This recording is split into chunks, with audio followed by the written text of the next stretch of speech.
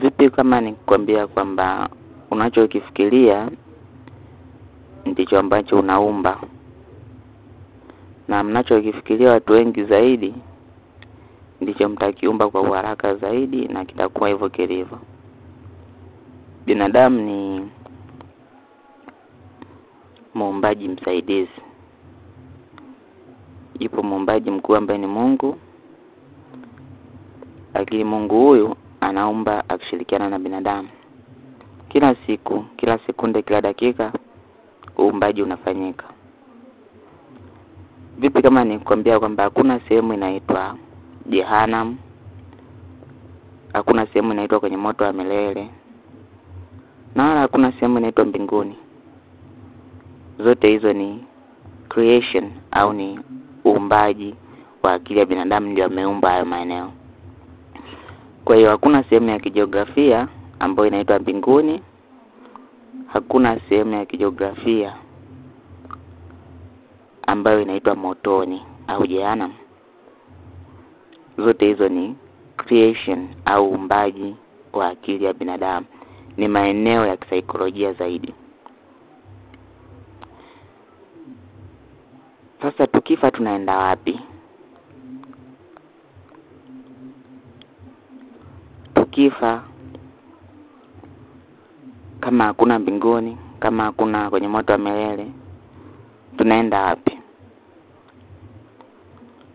Ukifa utaenda kule ambako wewe unaamini, kwa sababu akili yako ina uwezo wa kuumba. Kama unaamini utaenda motoni, basi utaenda motoni, na kama unaamini utaenda mbinguni, basi utaenda mbinguni. Lakini kuna zaidi ya hapo, kwa sababu baada ya kufa na akili pia inaishi kwa muda fulani, kwa sababu inakuwa haina mwili tena, nao itakufa. Kwa muda ule ambao akili haijafa, utaishi katika hilo eneo lako la kisaikolojia ambalo wewe unaamini utaenda. Baada ya hapo nini kinafuata? Baada ya hapo kinafuata kitu kinaitwa reincarnation, kuzaliwa upya katika sehemu nyingine, kuzaliwa upya katika mwili mwingine.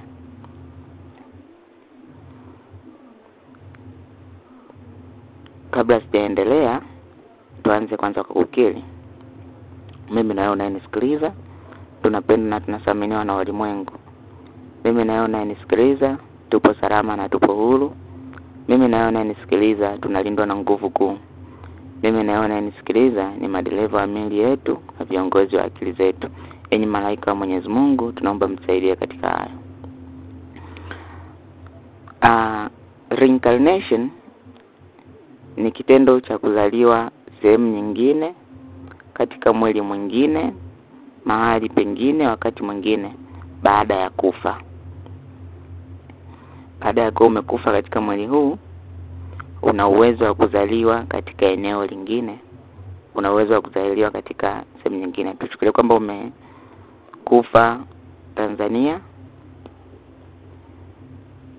mwaka 2025. Una uwezo wa kuzaliwa sehemu nyingine, hata taifa lingine, mfano China, mfano Marekani, mfano Norway, Paris, Kongo, popote pale una uwezo wa kuzaliwa tena huko. Mfano umekufa hapa 2025, basi mwaka 2050 au mwaka 2100 unaweza ukazaliwa katika sehemu nyingine. Inategemeana, na kila mtu ni wa kipekee. Kwa hiyo hakuna miaka maalum kwamba watu wote baada ya miaka 50 au baada ya miaka 20 au baada ya miaka 10 watazaliwa. Inategemeana. Kuna wengine wanazaliwa mapema sana, ndani ya miaka 10, miaka 5, miaka mingapi. Lakini kuna wengine miaka 50, wengine miaka 100, wengine miaka 300. Kwa hiyo inategemeana na yeye mwenyewe mtu jinsi alivyo na chaguzi zake, kwa sababu maisha kwa kawaida ni kuchagua. Uwe unajua au uwe ujui. Unachagua kwa kujua, kwa kutokuchagua maisha ni kuchagua. Nasema maisha ni kuchagua kwa sababu maisha hayaishi baada ya mtu kufa. Maisha yanaendelea. Kifo cha mwili sio mwisho wa maisha. Maisha yanaendelea. Maisha ni ya umilele. Kwa hiyo amini unachotaka kuamini, kuwa unachotaka kuwa. Kama unaamini ukifa utaenda mbinguni, utaenda. Na kama unaamini ukifa utaenda motoni, utaenda. Maisha ni kuchagua. Na kama unaamini hizo sehemu hazipo, hautaenda hizo sehemu, utaendelea na safari ambayo unaiamini. Maisha ni kuchagua. Mwanadamu ni muumbaji msaidizi. Anaumba kupitia akili yake. Uliwazaro ndilo ambalo utakavyokuwa. Uwazacho ndicho ambacho kitakavyokuwa. Badilisha mtizamo wako uwe vile unavyotaka. Kwa hiyo watu wakifa huzaliwa tena na tena tena. Inawezekana unanisikiliza, hii ni mara yako ya 20, ni mara yako ya 1000, ni mara yako ya 300 kuja katika hii dunia, kutembelea sayari dunia, kuzaliwa hapa. Kwa sababu nasema sayari dunia kwa sababu hakuna sayari moja ambao watu wana reincarnate.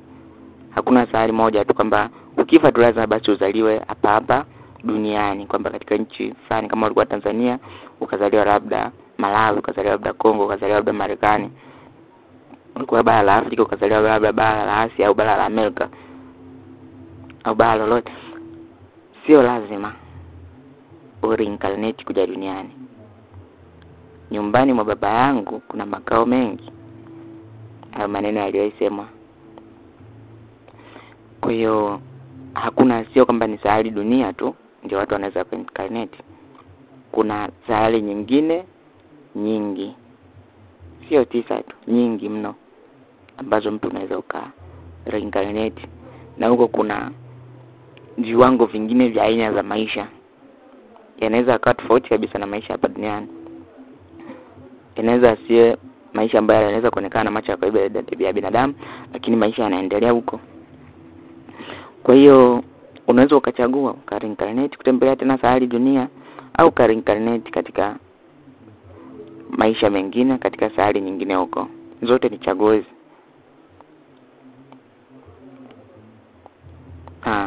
Kila mtu yupo huru kuchagua. Kwa hiyo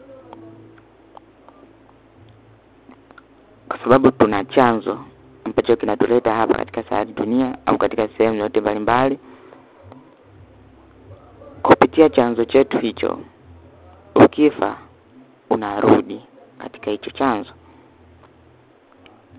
Kabla ya kurudi kwenye chanzo ndio unaweza ukapitia hizo takataka zote ambazo unaamini. Unaweza ukapitia hiyo jehanamu, unaweza ukapitia huko mbinguni, lakini mwisho siku baada ya takataka hizo zote kuisha, baada ya huo mwili wa akili unaokuweka katika mazingira, baada ya kuacha mwili wa nyama, baada ya kuisha, utarudi kwenye chanzo. Kupitia pale kwenye chanzo una chaguzi tena ya kurudi, kuzaliwa tena au kutorudi, kwa sababu hakuna sheria. Maisha ni uhuru kamili na kifo hakipo. Ila ndani ya maisha kuna kakitu kanaitwa kifo. Kuna kisaidizi cha kusaidia sisi kubadilisha miili, kanaitwa kifo. Ako kasaidizi au huyo msaidizi anaitwa kifo. Kwa hiyo kifo ni kitendo cha kifo ni msaidizi ambaye anatusaidia kubadilisha miili kutoka kwenye mwili mmoja kwenda kwenye mwili mwingine. Yes, inaweza ikatumia muda, ndio inaweza ikatumia mchakato kulingana na mtu mwenye jinsi alivyo, mitazamo yake na kadhalika, lakini mwisho wa siku anaweza akabadilisha mwili au akabaki katika umbile ambalo linakuwa sio la kuvaa mwili katika aina nyingine za maisha huko. Lakini kifo sio kinyume cha maisha. Kifo kipo ndani ya maisha, na maisha ni ya umilele. Hakuna mwisho kwa maisha, ila kuna kubadilisha maumbile kuna kubadilisha maumbo katika maisha, kuna kubadilisha miili katika maisha. Hiyo ndio inaitwa reincarnation.